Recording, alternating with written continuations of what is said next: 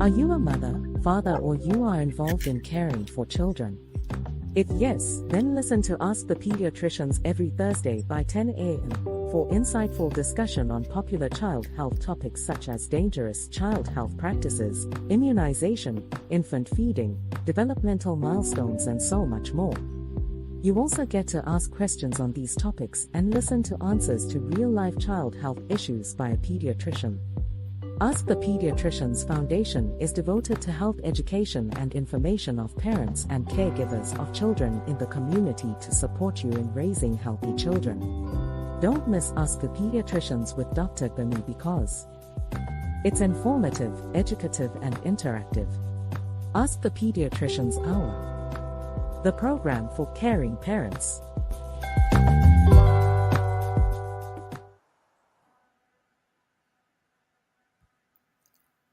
Good morning, everyone, and welcome to a fresh episode of Ask the Pediatrician Hour. Thank you so much for joining me this morning. My name is Gbemisola Boyede. I'm a pediatrician, and I've come today again with a new topic that we're going to be talking about as we discuss things that are important to the health of our children. So welcome everyone once again. If you are listening to me on Fresh Waves Radio or Ask Dr. Gbemi podcast platform, I really want to say thank you so much for joining us and you're welcome. And for those of you who are watching on Facebook, either the Fresh Waves Radio Facebook page or Ask the Pediatricians Foundation Facebook page, or the Ask the Pediatricians Facebook group, I also want to especially welcome you. And also for those of you who are watching also on YouTube, you're welcome. For those who are watching live, and for those who are going to listen, if you are just watching the repeat episode of the broadcast, I want to especially welcome you. This program is brought to you by Ask the Pediatricians Foundation. Ask the Pediatricians Foundation is committed to the health and well-being of children globally, especially those in Africa. We are committed to reducing preventable deaths of children. And we do that through our health education and information platforms.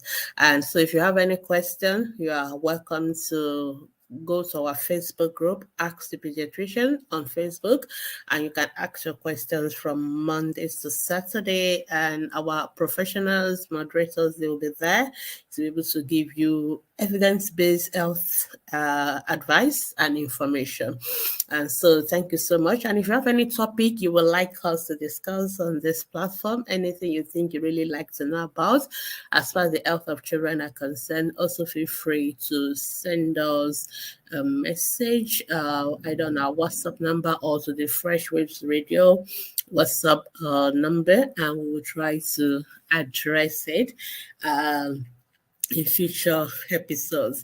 So thank you so much for joining me this morning. And today I'm going to be talking about a condition that's also very common in children, and we're talking about bronchial asthma. Bronchial asthma, or many people just call it asthma. And a lot of people even wonder, do children have asthma? Yes, children can have asthma. And it is so important for us as parents to know about bronchial asthma in children. In fact, bronchial asthma is one of the most common, what we call chronic conditions. So these are conditions that go on for a long time, in children. So in school-age children especially. So it's so important for us to know about it. What is so unique about asthma is that we used to say that parents manage asthma, not the doctors. So usually parents need to know a lot about asthma. If you have a child who has asthma, you need to know more. You need to know how to manage it, because most of the time when there is an attack and all that, we rely on parents to start managing it first. So it's so important for us as parents to know about managing asthma and what to do. And we also need to, there are lots of myths myths and a lot of superstitious belief about asthma, and I think we'll also try and address that as well today. And so thank you so much for joining us. So let's start with what is asthma, or specifically speaking, what is bronchial asthma? Bronchial asthma is a condition that affects the airway, actually the lungs in children, and is characterized by the fact that there is a what we call reversible obstruction of the airway. There's narrowing of that of the airway, and but it's not like it's permanently narrowed. It's narrowed for a while and then it will open up again. So it's a reversible narrowing. And what normally causes the narrowing is that when children with asthma are exposed to any of the usual things that trigger off the episode, it causes the swelling of the airway, or there could be a lot of more mucus, and all those things, causes the airway to narrow and make it difficult for air to come out, and that is why you tend to hear this wheezing sound, when children are having their attack, because the airway has become narrowed, and so hair going in or coming out is a lot more difficult, and it is then we tend to get the wheezing. And I think that is what many people are very familiar with. When we talk about asthma, then people tend to think about a child who is wheezing, who is making this wheeze is like a musical sounds, and you tend to hear them having that. And so that is when that's what asthma is about. However, it is not all the time that you need to hear the wheeze. I know sometimes you may not hear a wheeze, and sometimes there are other symptoms of asthma beyond just the wheeze. So I don't want us to think that, okay, for people who don't have a wheeze, and that means they don't have asthma. But the first thing for us is to understand is asthma is a chronic condition. When we say something is chronic, it means something that can last for a long time. In fact, something can last a lifetime. In other words, so people who have asthma may have it for a very long time, and sometimes some people outgrow it. Sometimes they still have it even as adults. It tends to run in family, so it's assigned to be a genetic predisposition to having asthma. And the hallmark of asthma is the airway. It has to do with the airway, and it has to do with the fact that the airway can become narrowed for various reasons. Actually, when there's a trigger of whatever is whatever the factors that is predisposing the child to having the asthma attack. But the child already have that tendency, because other people will be exposed to the same factors and nothing will happen to their airway. But for those who have asthma, they already have that genetic or that predisposition for the airway to swell up and to become narrowed. But the good thing is that it will also become the swelling will also go down and the airway will open up, after the episode. So it's a reversible obstruction or narrowing of the airway. And most time it is characterized by that wheezing sound. Now, there are other instances where children can wheeze and it is not asthma. So again, it is not every child who has a wheezing sound that has asthma, especially in young babies. And that's why a lot of people get the misconception that you cannot diagnose asthma in younger children. We can actually do it, but some children can also, there are other medical conditions that can make a child to have that wheezing sound. For example, bronchiolitis in infants. Also, even some heart condition like heart failure, you can hear the wheezing sound. But what separates all those other conditions from that of asthma is that in asthma is something that is recurrence. So it is not once, it happened once and that is it.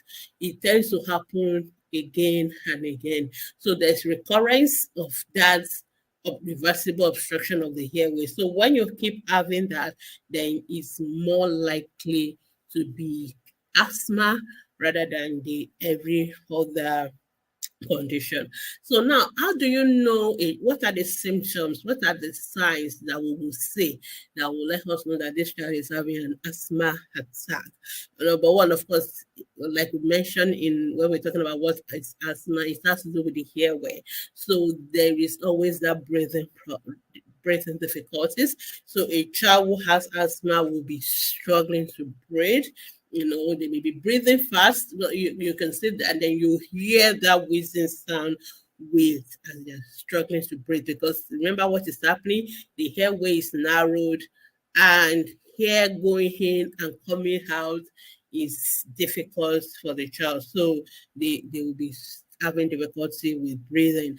And of course, you can, with that, you actually hear the sounds. Sometimes it's so loud that even without our stethoscope, we can hear that wheezing sound. Most of us know what I'm talking about, especially if you have had a child who have asthma. But if you don't, you can also go online, just watch video of an asthma attack. You can hear how the sounds, the wheeze, sounds like. And then, but sometimes the wheeze is not so loud that we as doctors, it is when we use our stethoscope and listen into the child's chest that we now pick up the wheezing sound. Sometimes some children may not have difficulty with breathing or wheezing. Sometimes it is just this cough. They just cough and cough. And, especially children that tend to cough at night and then they cough repeatedly, you just keep coughing. Sometimes asthma can also manifest as cough, not necessarily only when you hear fast breathing or difficulty with breathing or the wheezing sound. So these are the signs that we tend to see in children who have asthma. And the key thing is that it tends to happen again and again. And I think that is the most important thing for parents to understand, because I do get a lot of questions on our Facebook group. So mothers, parents will say, oh, my child has been having pneumonia, or I'll be having chest infection, and he's always having chest infection every week or every 2 weeks, and it's happening again and again and all that. And they think, why is that having recurrent pneumonia? And I always tell parents that most times children don't have recurrent pneumonia. Yeah, some children can, in some children who have maybe heart condition or Down syndrome, so they already have a predisposition. But a otherwise healthy child who does not have any other health issues should not be having recurrent pneumonia. So most of the time when a child is having this recurrent, in quotes, chest infection or with cough and difficulty with breathing, it could be asthma. But unfortunately, most people, especially in Africa, we see there's a lot of stigma or around having condition like asthma, and so many people or even many doctors who are general doctors may be very reluctant to give children a diagnosis of asthma, so they rather give diagnosis of chest infection, bronchopneumonia and all that. But they will keep, the key thing is that if a child has bronchopneumonia this week, it's very, very unlikely for that child to have bronchopneumonia again another 2 weeks, in another 1 month. So if a child is coming back and again, it is very, very unlikely to be an infection. It could be asthma, and it's something we need to think about, and especially even as parents, especially if there's also family history, because remember I said that asthma is more of a genetic condition, so there's already a predisposition, and we tend to find that there's another person in the family, either mom, dad, or even grandparents or other siblings, who may actually have asthma as well, and so that make it easier for us to get the diagnosis. So those are the symptoms we see in children who have asthma. And the question people always are, oh, why there's some people always also go around and say, oh, but I don't have asthma, my dad doesn't have asthma, we don't have asthma in our family, why will my child have asthma? So it is, even though there's a genetic predisposition, it does not always mean we will know the person who has it before. And sometimes this genetic condition, which asthma is part of, we call them atopic conditions. They are kind of allergic kind of conditions. So sometimes the other family members may not have the asthma, because asthma is like the allergic condition that is related to the chest and the airway. Sometimes it could be that of the skin. Sometimes, so some other family members may just have the skin allergic, like atopic dermatitis. Some people it may be the nose, they have allergic rhinitis, always sneezing and all that. Sometimes some people it's the eyes, they're always itching their eyes and all that. So we need to take history of allergy generally in the family. So it is not necessary that other family members may have asthma, but they may have other form of allergic condition. But sometimes it's also possible that we may not get any family history. So because sometimes some parents don't know that when they were young that they also actually have it, but they've outgrown it now. So if their parent didn't tell them, they may not know. So you get, oh, we don't have asthma in our family. And now, so why would my child have asthma? It is possible that we may not get that history, but that does not mean your child cannot be diagnosed with asthma. All right, so we don't really know the cause of asthma per se, but we know that there's a genetic predisposition. That is number one. And then the second thing, that there are other things that tend to trigger off asthmatic attacks. So there are things that tend to make children to have asthmatic attack. And like I said in the introduction part, it may not necessarily it may not be something that you will expect it to cause any attack in other people, but in somebody who already have that genetic predisposition, then they are the ones. So we call them trigger or allergens or asthma triggers. So for example, for some people, it is perfume, or any particular smell. So once they smell it, then they can start having an asthmatic attack.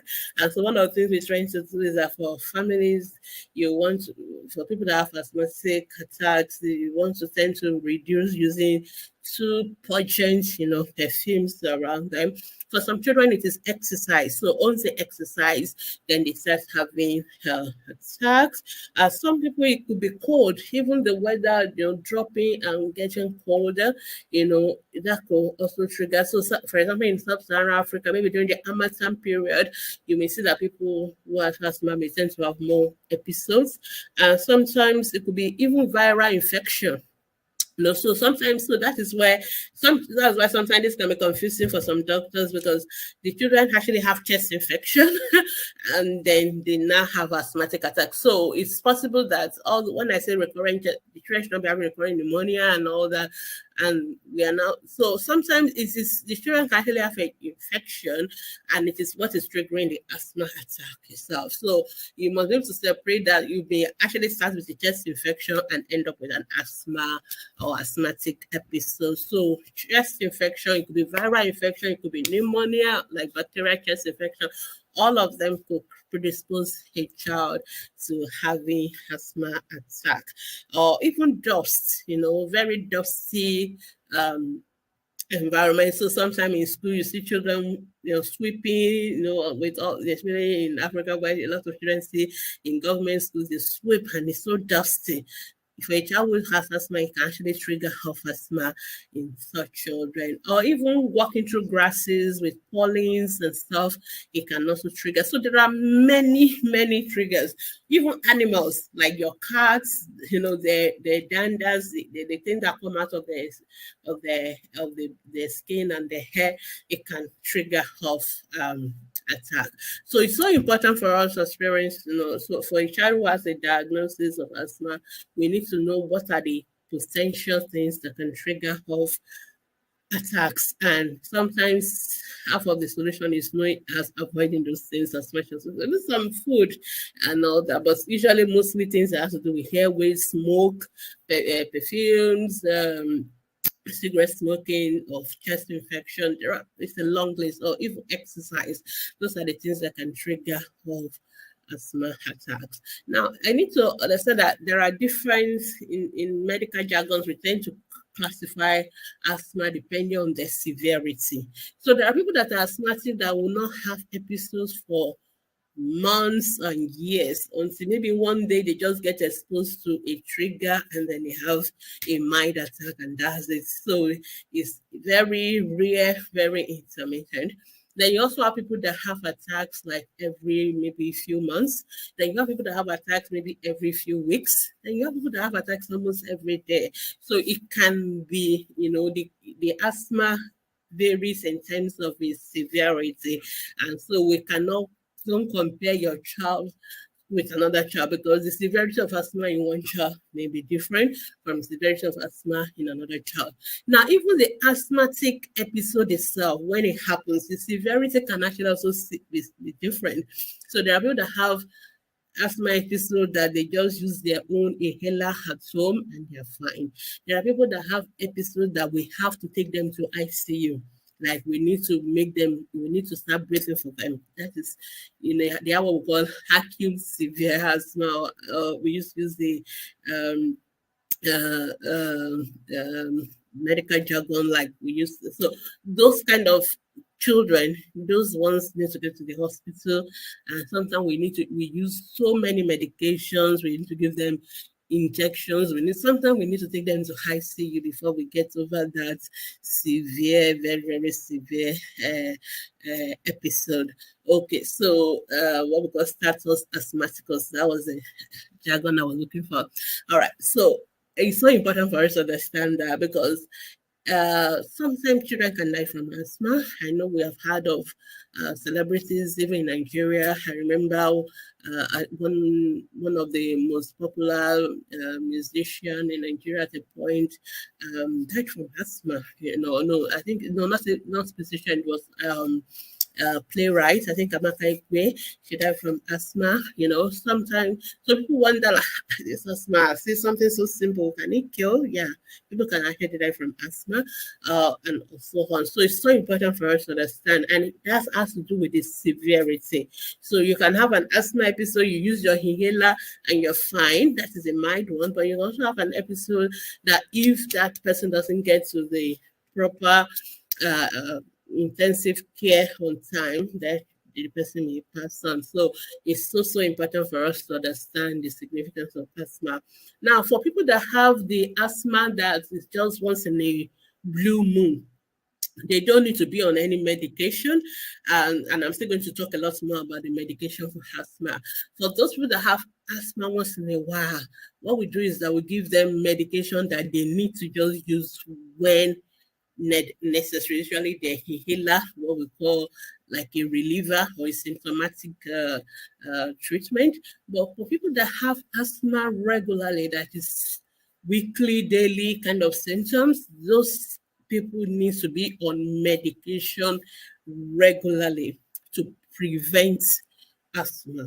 Okay, to prevent this, from having severe episodes. Because for people that have asthma regularly and they have attacks almost daily or weekly, it affects them in any way. Number one, they tend to miss out on school.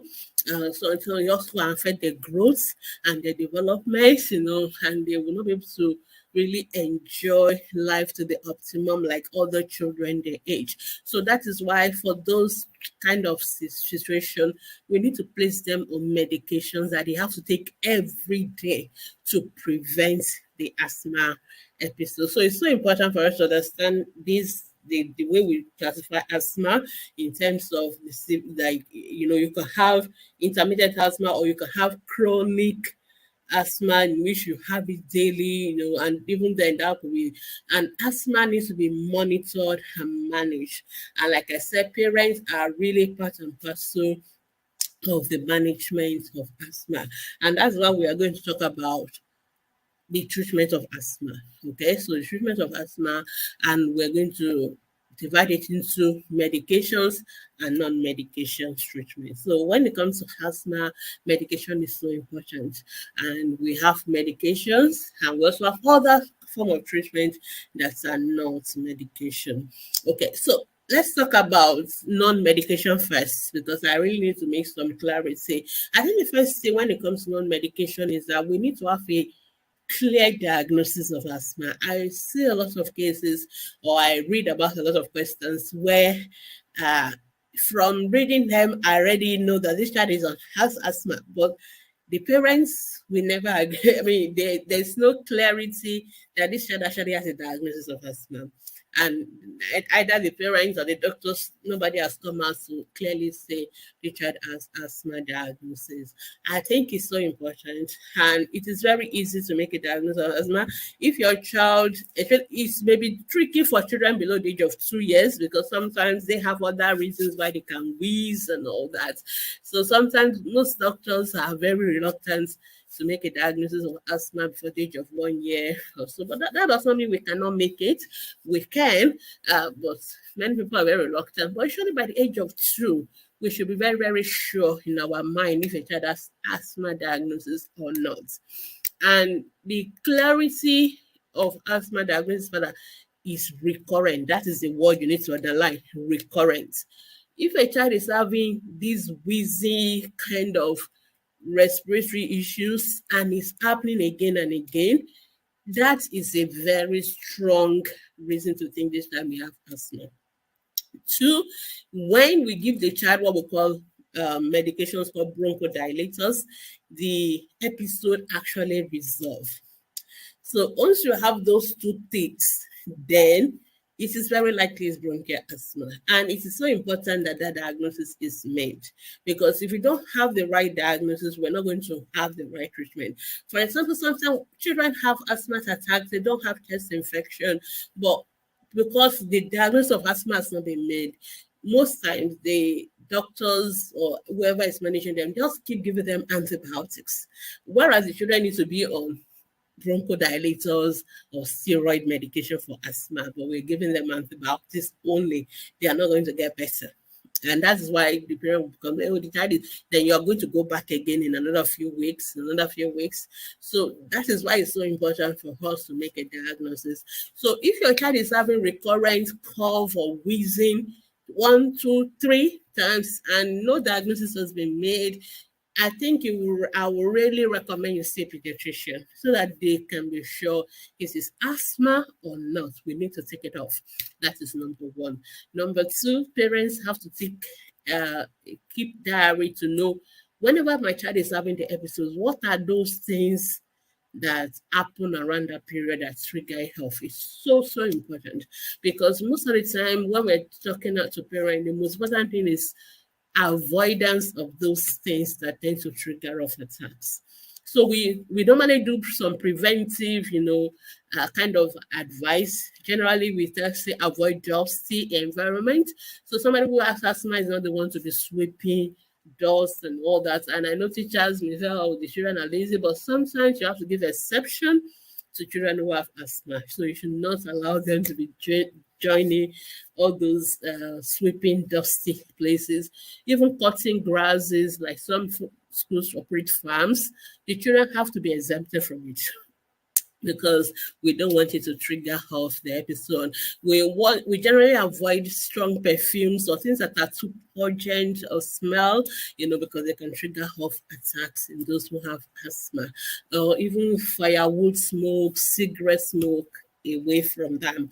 All right. Then, of course, for each child, some even things using carpets. So instead of using carpets, because they tend to generate a lot of dust, you may want to use like wooden floor, something that you can easily mop that will not generate dust in the house. So it's sometimes people who have asthma have to make a lot of these what I call lifestyle changes. Parents have to be conscious about it. In fact, sometimes if you live in an environment where there's so much air pollution, you may actually have to change houses. You may have to move away.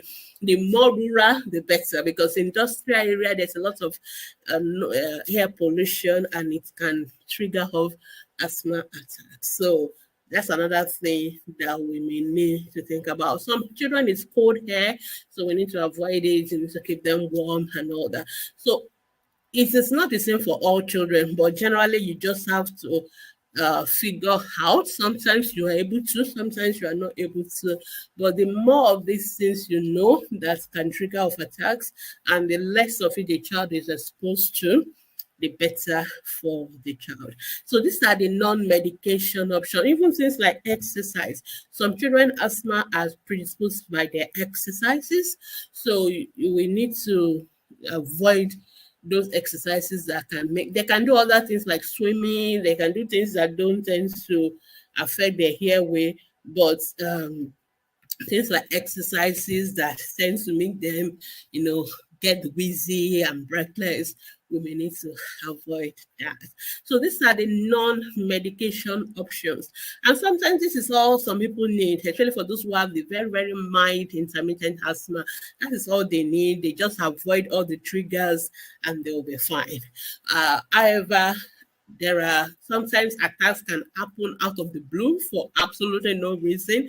So we need to also be prepared for that as well. So now let's talk about the medication. So like I said, for children who have intermittent asthma, who doesn't have it often, once in a while, once in a blue moon, they don't need to be on medications, on everyday kind of medication. But however, for children who have asthma often, who are having episodes, often they need to be on medication every day to prevent the asthma episodes from happening. So that is also important. So there are two kind of medications we give in asthma. We have medication we call relievers medication. So reliever medications are medications to relieve the child, just as the name suggests, of the acute episode that is ongoing. So the child is having an attack, is wheezy, is breathless. So we give them what we call bronchodilators. They are relievers.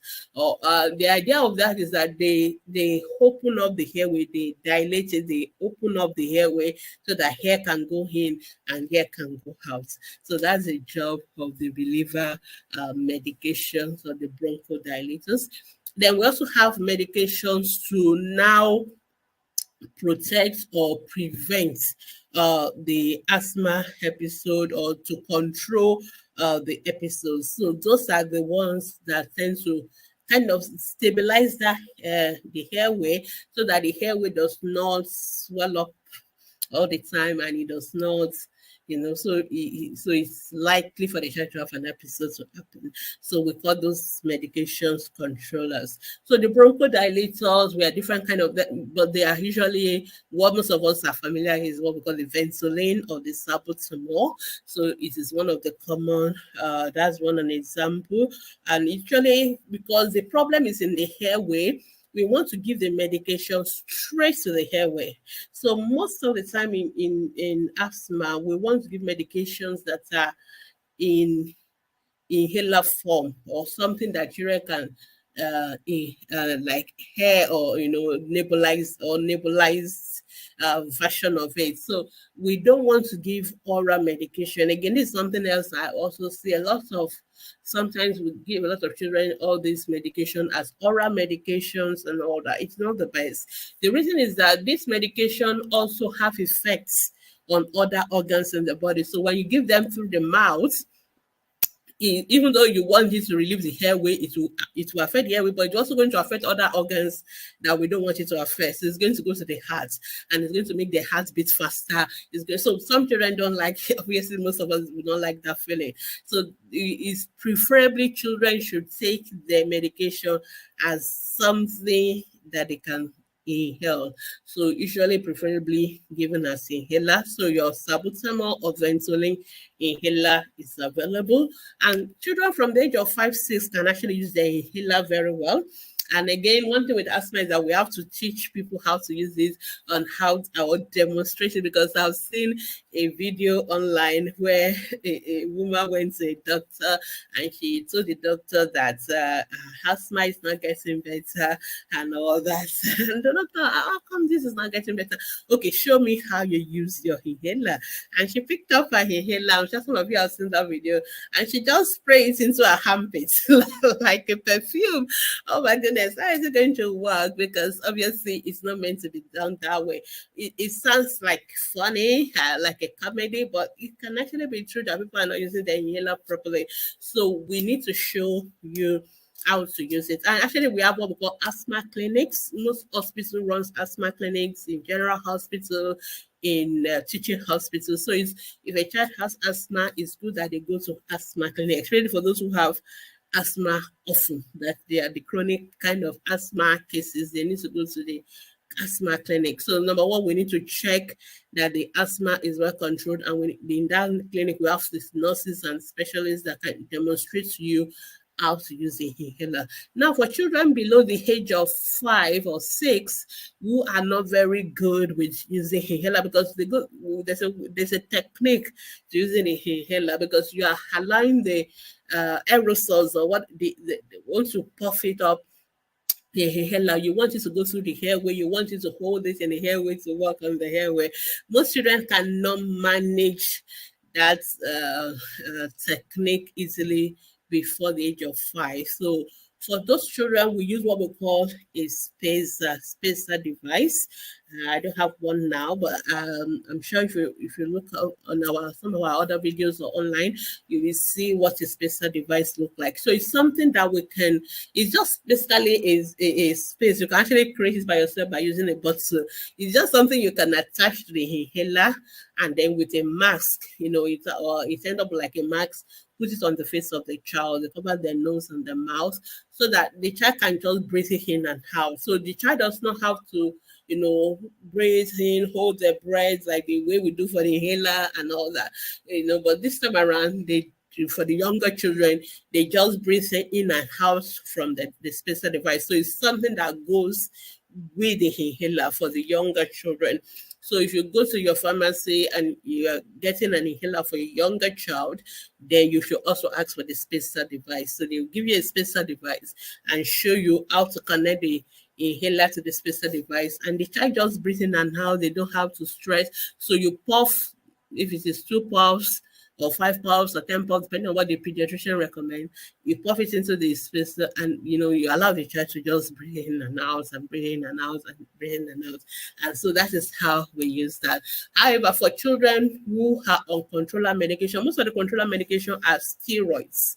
They are steroids, but again, we also want to give it as inhaler. We want to give it into the lungs, into the airway. We don't want it to go to so many other places because steroids have side effects and all that. So most of the doses of these steroids or even the bronchodilators, they are very tiny. But if they go straight to the place where we want to go, we want them to go into, which is the airway, it's better. But if you have to give it orally through the mouth or through injection, we have to give higher dose, and it goes through many other parts of the body, and it can cause issues. Now, it's so important because parents, you must have the medication with you and you're the ones to give it. So usually we always have what we call an asthma action plan. So the asthma action plan is saying this is what you should give every day, and then this is what you give when the child has an attack.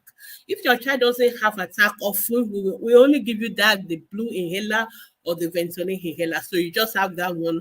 If the child is feeling like attack is coming or the attack has come, you just use the inhaler or use the inhaler with the device, the spacer device, and that's it. But if the child that is having symptoms every day and is on controller medication, they have to take the medication daily. So those ones, you have to use the medication daily. And then when there's any acute episode or an attack, then you have in your plan, this is what you need to do. It's also important that the school also know what to do.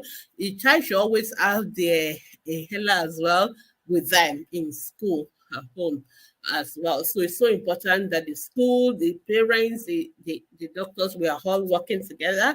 And the best way to work together is to have that plan. So they know that if we have done this and this is not getting better, then this is the next thing to do. We are calling the ambulance or we're taking the child to the emergency room. So all those plans needs to be in place. So it's so important. And this medication, if your child is on medication that's a controller medication, you have to keep taking it. Don't just stop it. This is a medication you don't just stop. And that's why you have to go to asthma clinics, maybe every few months, and the doctors will check again. Is the child getting better? Do we wean off the medication, or do we still need the medication on? Some, like I said, some children outgrow their asthma and they will not need medication anymore. Whereas some people, even as adults, they keep on having their asthma attacks, and those are the ones that we need medication. So it is so important for us to know about this.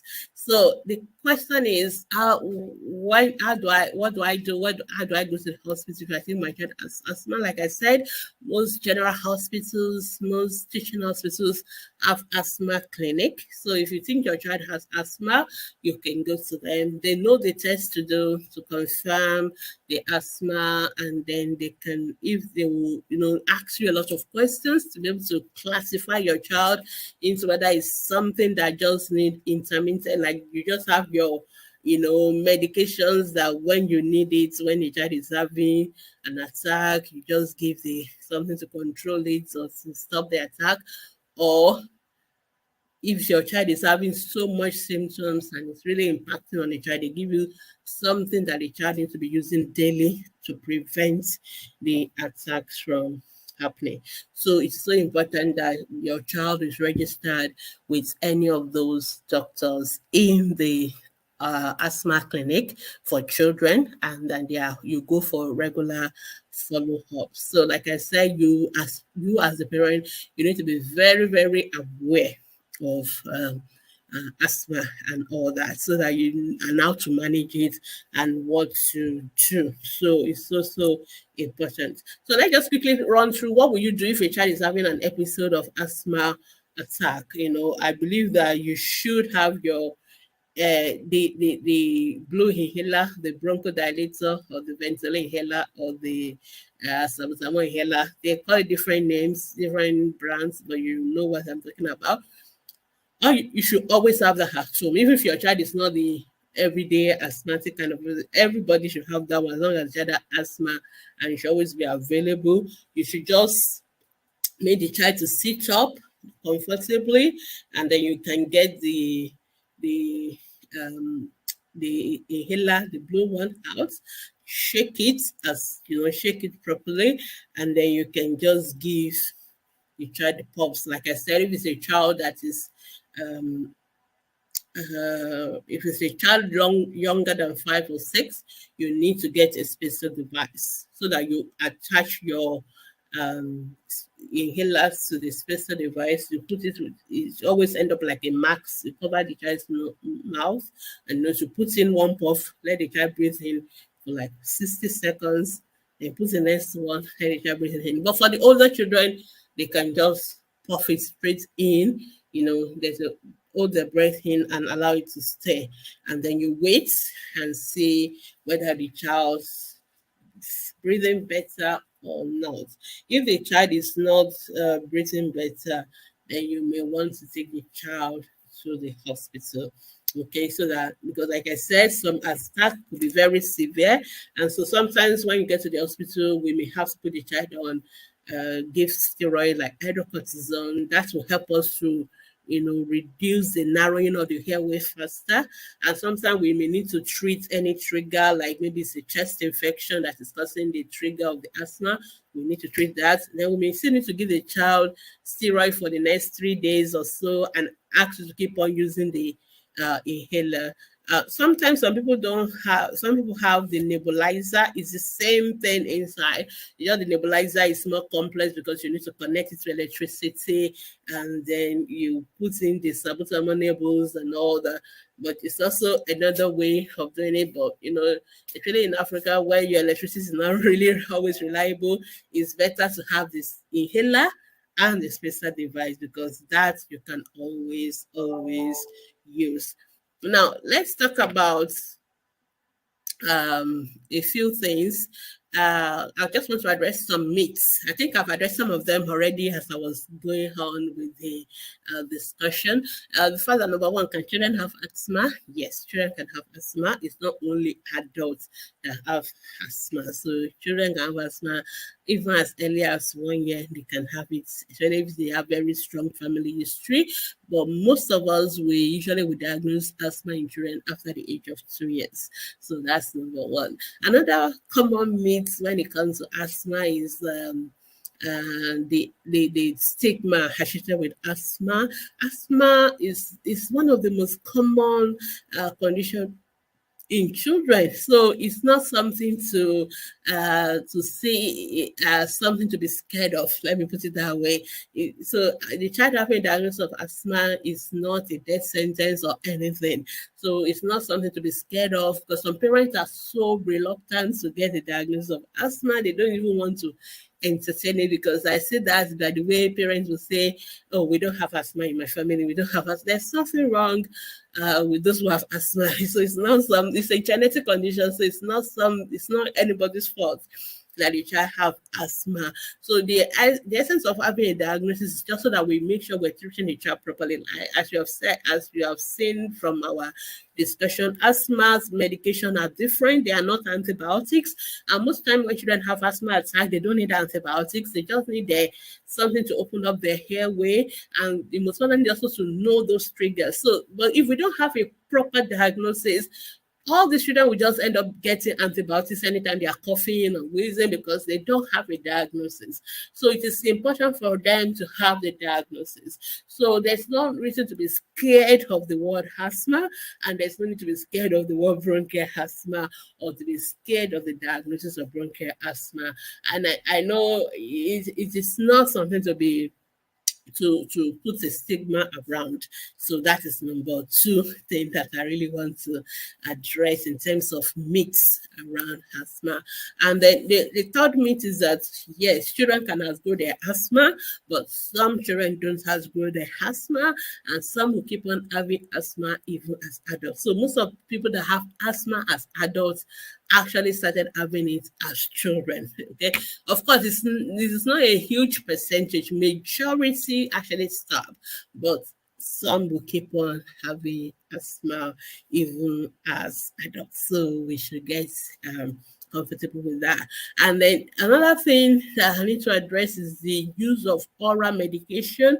So I see a lot of people using, I'm taking salbutamol tablets, Ventolin tablets, and a lot of, actually in places where due to our health system that is not well structured, a lot of people go to people who are not really qualified to manage conditions, and they just, so I see a lot of people saying they are giving their children as Ventolin tablets, and sometimes they give them daily. This is a very dangerous thing to do. So as I emphasized in the discussion itself, please be very skeptical. The only medication we usually give orally when it comes to asthma, when they have acute episode, is the steroid, maybe the prednisolone. But majority of medication for asthma, they are given through the nose into the airway, or through the mouth into the air. We want it, in the airway. We don't want it anywhere else. So avoid just giving your children Ventolin syrup, Ventolin tablets unnecessarily. Okay, it's better to get the inhaler. And I've told you that even children who are younger than 5, they can use the inhaler. All you need to do is to get the spacer device. Okay, so spacer device, we can show you how to use it, and your doctors or the nurses in the asthma clinic, they can show you how to use it. But avoid just giving children syrup, and these are not, and those Ventolin, for example, it's not a medication to be taken every day. It's a controller, or it's something we use when there is an episode, and usually most times 3 or 4 days we expect everything to have resolved. So the ones that we tend to give every day is the steroids, and that is the one to prevent, and usually will be prescribed by the doctors, and there are different kind of them, like Seretide and all those other brands. They are available, and the doctors will prescribe them. And if your child is on controller, is on preventer, like the steroid medication, you need to be seeing your doctors regularly, because we do adjust the medication depending on the response of the child, and we may even sometimes tell it off if we think the child is much better and do not need it anymore. So, but all that is something the doctors will do. Sometimes doctors, for some children who have other allergic conditions, in addition with their asthma, they may also give you some other medication like etotifen and all those other oral medication. You should just take them as well. Okay, and of course, another very popular myth around asthma is whether asthma is a death sentence, and you have asthma and you're going to die with asthma. No, you don't always have to die with asthma. There are a lot of people who have asthma, who are alive, who are living with their asthma, and they just need to know how to manage it. So it is not. I know we've had a lot of celebrities or popular people who died because of asthma. Most of the time, it's due to lack of proper emergency care. Like they were not able to get them to the hospital on time, and like I said, some episodes could be quite severe asthma that we really need to get them into intensive care and all that. So those are the issues where it happens. But if asthma is properly managed, controlled, then the person will not end up dying, of course, as long as they are managed on time. I think those are the common myths around asthma that I think to address before we round up. So remember, you must have an action plan. You must read about asthma. There are lots of resources for parents about asthma. There's this global initiative for asthma, and I think that Gina, they have a lot of resources online. Please read them, download them. There are material for monitoring the child's responses, so they will expect you to take them, and then when you go to your doctors, they will look at it to see how well controlled the asthma is. So you should need you should get yourself familiarized with all those materials. They're available, they're free, and you should, as a parent, you should know a lot about them. And no matter how mild your child asthma is, please always have your reliever medication, always have it at home, so that if there's any attack, you know what to do and all that. Whereas if your child has been prescribed the preventer medication, you should always take them every day. It's not something you take this month. I know they are very expensive, especially for us that are paying out of pocket. And sometimes, when you have to buy medication every day, and when you have to take medication every day, it can be quite stressful for parents and for the child, but it's about making sure the child is better. So let's build it into our daily routine, encourage the child to take this preventer medication all the time. And the reliever medication, like the penicillin and other, they must always have the inhaler with them all the time. Again, that's what I was talking about. In case an attack can happen anywhere. So usually in some places, it's better if they have one at school and they have one in their home bag. Maybe they're on their way home. So it's not like something happened and, oh, where's my inhaler? I know we've watched a lot of Hollywood movies and everywhere, where's the inhaler? The inhaler is not available. They should always have it available. So, and then you must always follow the action plan. You must always have a plan with your doctors. And if things seem not to be getting better when you're following what you are supposed to have done, because most of the time you manage the asthma at home by yourself. It's one of the areas where we encourage self-medication. So if a child is having an attack, we encourage you to self-medicate the child, give the child the inhaler. But we also want you to be wise and prudent. If you think you're doing the right thing and the child is not getting better, then that is a time for you to take the child to the hospital. So I think that is all our asthma today. I'll just take a few questions on common question parents ask about asthma. Somebody asked, do I wake up my child just to give them the asthma medication if they are sleeping? So if a child is sleeping, the child is fine, the child is not having difficulty with breathing and all that, you don't need to wake them up to give them the medication. For the preventer medication, we want to give them in the daytime. Usually, most of them are once daily, occasionally some of them are twice daily. So you give them maybe the same time each day, 7 a.m., 7 p.m. So it would have been before their bedtime. So you don't really need to wake them up to give them medication. Then another question is how much activity? Again, I know that we're trying to say exercise is one of the things that can that can trigger off an asthmatic attack. So a lot of parents are now so they cage the child who has asthma, so you can't play, you can't run, you can't do this. No, that is not true. Actually, when the asthma is controlled, once the child is taking the preventer medication and they are not having so much episode, they can actually do as much activity as they like. Okay, there's no reason to restrain them or restrict them. They should have normal childhood. But if they notice that maybe some particular form of very tasking exercise tends to trigger off attacks, then you may want to avoid those one and look for alternatives. Like swimming is a very nice one for people who have asthma because it doesn't affect their airway as such. It actually cools it because the water tends to soften any dryness and all that. So you just let the child enjoy whatever they like, and so you don't have to limit them. You don't have to don't do this, don't do that, So please, you should just let them be. Then another question is that if a child who has asthma has like a chest infection that they haven't called for catheter, should you immediately start them on antibiotics? No, you shouldn't. Most children, as we always say, the cold and cough without fever, without breathing difficulties, they are just viruses caused by viruses. So most of the time they will resolve by themselves. So there's no need for you to give them antibiotics. So, and again, like I said, asthma must be diagnosed. So when a child is having an attack, don't just go rush them on antibiotics.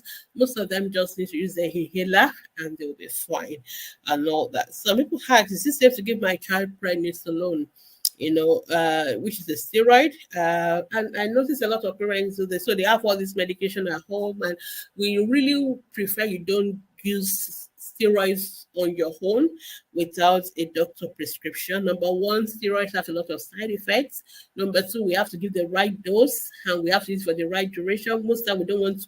For asthma, we only give it for a short course, maybe 3 days, not more than 5 days. So we don't want, it's not a medication we want you to be taking all the time. So preferably let your doctors be the ones to prescribe. I know sometimes we've prescribed so much medication and you know what we normally prescribe.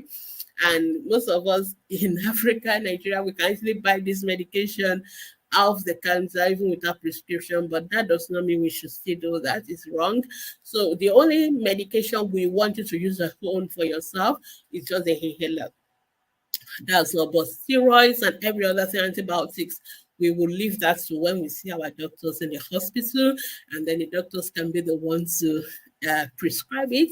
And then usually they would have known the right dose and they would have told you the right duration of asthma, those kind of medication, if we are prescribing them in a child who is having bronchial asthma. All right, thank you so much, everyone, for listening to me today. If you still have any question about bronchial asthma, feel free to head over to Ask the Paediatrician Facebook group. Post your questions there, and we will try and answer them as soon as possible. We usually answer questions 24 hours daily, Mondays to Saturday. And so you can always ask your questions there. And remember, there are lots of asthma clinics in most general hospitals or teaching hospitals nearest to you. So just go there and inquire if you think your child needs the services, and make sure you go there regularly based on the appointments they give you. So thank you so much, everyone, for joining us today. Until I see you again next week, when we're going to be talking about another important topic about the health of our children. I want to encourage you to stay safe and keep healthy. Thank you so much, and it is bye from me. Bye.